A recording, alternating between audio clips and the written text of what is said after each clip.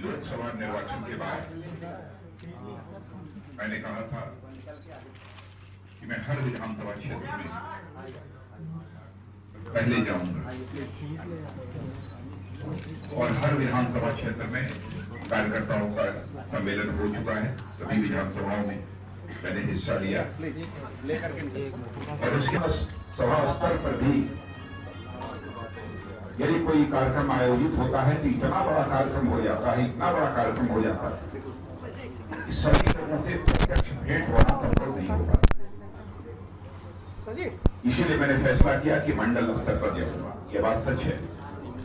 इस संसदीय निर्वाचन क्षेत्र में लगभग 22.5 लाख 23 लाख मतदाता हूं। इस निर्वाचन क्षेत्र की जनसंख्या ही करोड़ के ऊपर हो तो व्यक्ति से सबसे मिलना किसी भी सूरत में कोई दिया जाए वह संभव नहीं है। लेकिन फिर भी अधिकतम जितना हो सके मैं यह मानता हूं जनप्रतिनिधि का दायित्व है अपनी जनता के साथ वो सीधा संवाद स्थापित करके रखे। आप सभी जानते हैं मंत्रिमंडल में एक जिम्मेदारी होने के नाते अत्यधिक व्यस्तता रहती है। समाचार पत्रों के माध्यम से, इलेक्ट्रॉनिक चैनल्स के माध्यम से आप सबको जानकारी मिलती होगी और लगभग 5 महीने 6 महीने तो 1 वर्ष में संसद की ही कार्रवाई चलती है।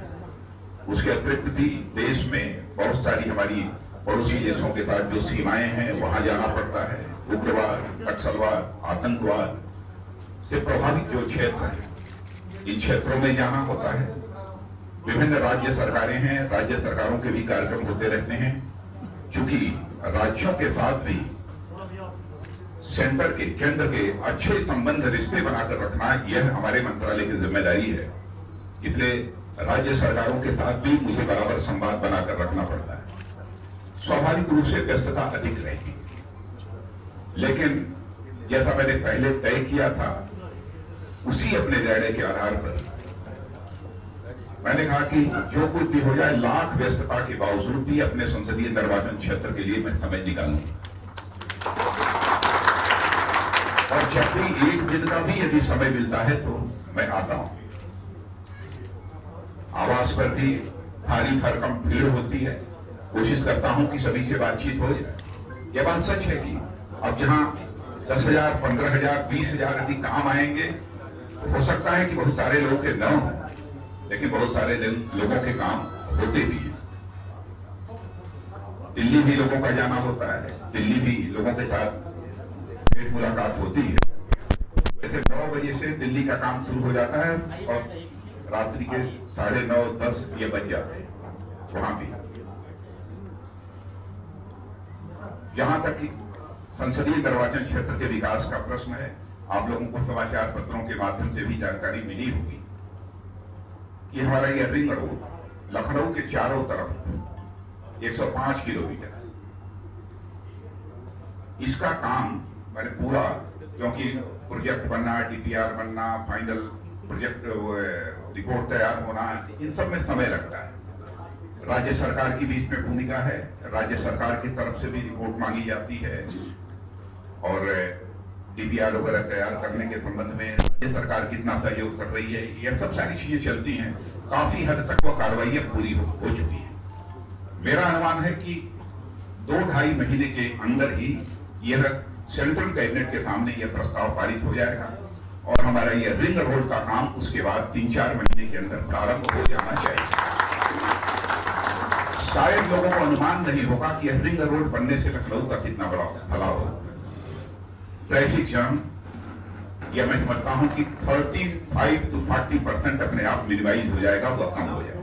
35 to 40% यह मिनिमाइज हो जाएगा। और इतना ही नहीं, सड़क के किनारे बहुत सारे लोग अपनी रोजी रोटी कमा सकते हैं। ऐसी दुकानें स्वाभाविक रूप से शहरों की बनने लगती हैं। एक सबसे बड़ा लाभ उसका यह भी होता है। प्रयत्न जारी है। मैं जानता हूं कि जनता की अपेक्षा रहती है घोषणा हुई या तुरंत काम शुरू हो जाए, लेकिन बहुत सारी औपचारिकताएं उसमें पूरी करनी पड़ती है। बड़ा यदि प्रोजेक्ट रहता है हजारों करोड़ रुपए का, तो स्वाभाविक रूप से उसकी तैयारी में 1.5 साल तो मिनिमम समय लगता है, मिनिमम लगता है। ये सभी जानकार लोग सभी जानते हैं। गोमती नगर रेलवे स्टेशन का, उसका भी प्रोसेस सब तेजी के साथ चल रहा है। बराबर रेल मंत्रालय के साथ भी हमारी बातचीत होती रहती है। यहाँ के विकास की दृष्टि से कुछ ऐसी गरीबों की बस्तियां हैं जहां मैंने स्वयं माता अमृतानंदमयी ने मुझे एक बार बुलाया था केरल में। बहुत बड़ा कार्यक्रम था, लगभग लाख से अधिक संख्या में लोग रहे होंगे, और उन्होंने स्वयं मुझसे पूछा कि बेटा तुम्हारे संसदीय निर्वाचन क्षेत्र में कोई गरीबों की एक बस्ती होगा बदला दो, उसका मैं बिल्कुल जीर्णोद्धार करूंगी, उसका पुनरुद्धार करूंगी। और डॉक्टर खेड़ा है, डॉक्टर खेड़ा में काम प्रारंभ हो चुका है, कई शौचालय वगैरह बन गए हैं, और भी सारी सड़कें उड़कें सब माता अमृतानंदमयी अपनी तरफ से बनवा रही है। हिंडालको भी एक गरीबों की बस्ती लेकर उसमें भी अपना काम उन्होंने भी प्रारंभ कर दिया। अन्य भी बहुत सारे लोगों को मैंने कहा है ऐसे गरीबों की बस्तियां पकड़े, और वैसे लखनऊ की गलियों के अन्य भी बहुत सारी समस्याएं हैं। सामान्यतः नगर निगम तो उसको करता ही है, लेकिन जो भी छोटे मोटे काम जो हम लोगों को पूरे वर्ष में 5 करोड़ की धनराशि मिलती है उसके माध्यम से करने की कोशिश करते हैं। गंभीर बीमारी यदि किसी को हो गई, इलाज कराने की स्थिति में नहीं है, तो आप लोगों को जानकर खुशी होगी कि अब तक प्रधानमंत्री कोष से 1.25 करोड़ 1.5 करोड़ रुपए की धनराशि मैंने लखनऊ के ऐसे गरीबों को, ऐसे लोगों को जो उपलब्ध कराई है। एडमिशन वगैरह भी बहुत रहते हैं, आते हैं 4-4, 5-5 सौ, संभव नहीं है, नहीं हो पाते। यह सब भी सारे काम काफी हद तक लोग हुए हैं, और 1 साल समाप्त होने के बाद लोगों ने कहा कि इसे प्रकाशित करना चाहिए। मैंने कहा प्रकाशित मत करिए, अपने आप जानकारी में लोगों को सब सारी चीजें आ जाएंगी, लेकिन अपने कार्यकर्ताओं के अंदर भी विश्वास रहना चाहिए। चीजें हो रही हैं। हमारे प्रधानमंत्री जी भी जिस लगन के साथ इस देश के विकास के लिए लगे हुए हैं, मैं जानता हूं लोग कहते हैं क्या हुआ क्या हुआ। आज से 4-5 महीने पहले मैं आया था यहाँ पर प्रधानमंत्री जन धन योजना का शुभारंभ करने के लिए, उसे लॉन्च करने के लिए, और आज मैं आया हूं तो आज 3 योजनाओं को लॉन्च करने जा रहा हूं।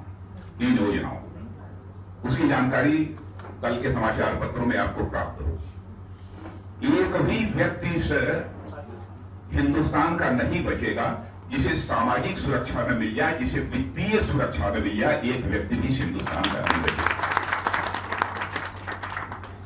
ऐसे सब सारे काम चल रहे हैं। अंतर्राष्ट्रीय जगत में भारत की प्रतिष्ठा बढ़ी है, ये तो आप लोग जानते ही हैं, लेकिन ये सब तो बहुत ऊपर की बातें हो गई। लेकिन आज यदि मैं आया हूं तो आप लोगों से, मैं जानता हूं कि सबके नाम तो याद रखना संभव नहीं है, लेकिन चेहरे भी यदि सामने आ जाते हैं, कभी भेंट होती है तो पहचान हो जाती है।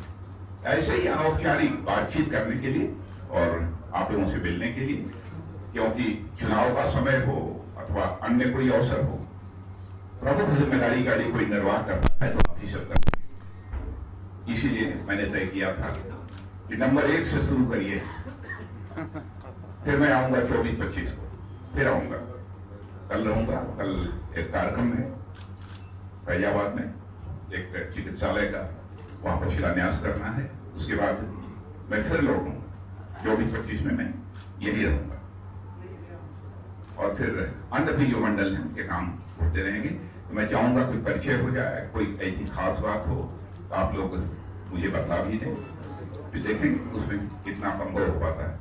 बस मुझे इतना कहना था। आप सबको बहुत बहुत धन्यवाद।